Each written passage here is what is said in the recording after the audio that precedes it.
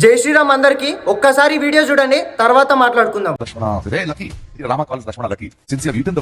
ఈ ఎర్రి ఒకప్పుడు రామాయణమే జరగలేదన్నాడు, ఇప్పుడేమో రామాయణంలో రాముడు లక్ష్మణుడిని లక్కీ అని పిలిచేవాడని చెప్తున్నాడు. తండ్రి ఎవరా పూటకో మాట మారుస్తున్నావు. ప్రతి హిందుత్వాన్ని అవమానించడం ఫ్యాషన్ అయిపోయింది. నడి రోడ్ లో నాలుక తెగ్గోయాలి ఇలాంటి